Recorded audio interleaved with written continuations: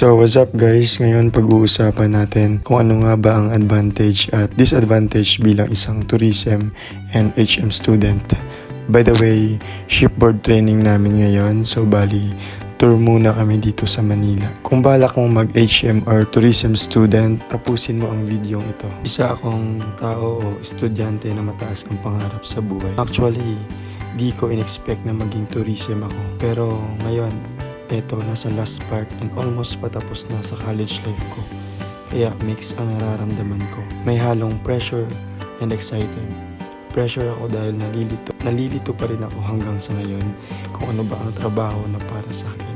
Excited ako dahil yun nga, gagraduate na ako at medyo makakapahinga sa mga gastusin at sa mga gawain. So kwento ko lang ang naging buhay ko sa 4 years sa college.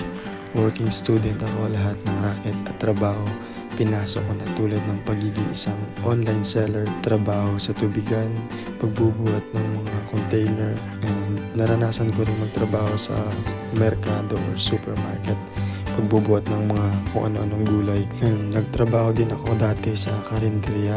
Yung racket ko naman sumasali din ako sa mga pageant para magkaroon ng TF, and syempre gusto ko rin i-boost yung self-confidence ko. At the same time, merong TF at makakabawas sa mga bayarin ko sa mga gastusin ko pang araw-araw. So yun, balik tayo. Ano nga ba ang advantage and disadvantage HM student? And una, makakapag-travel ka sa lugar na dati nakikita mo lang sa TV at picture. Kalawa, mai-improve mo talaga ang attitude o ang sarili mo, especially marami kang makakasalamuhang tao. Meron ding training o OJT na makakapagpa-realize sa'yo na kung ano ba talaga ang industriya na pinasok mo. Dito ka din matututo ng quality service, positive attitude, dahil hindi lang puro Pinoy ang makakasalamuha mo, kundi taga-ibang bansa. Kaya kailangan mo talagang mag-adjust ngayon pa lang. So, punta tayo sa disadvantage naman. It is given naman na poverty o kahirapan talaga ang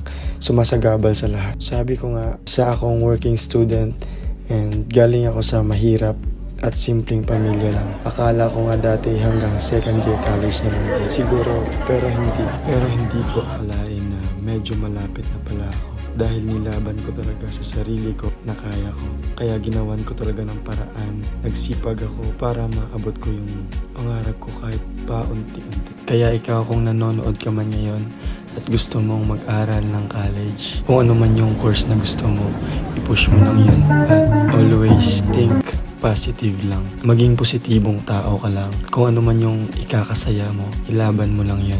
Kasi malay mo ba ng araw, yung dating pinapangarap mo lang, ngayon ay makakamit mo na. I hope na kung isa ka man sa nanonood ng video ito, I hope na nakatulong kapagbigay ng inspirasyon.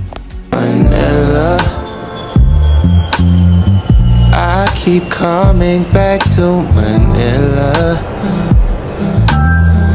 Simply no place like Manila. Manila, I'm coming home.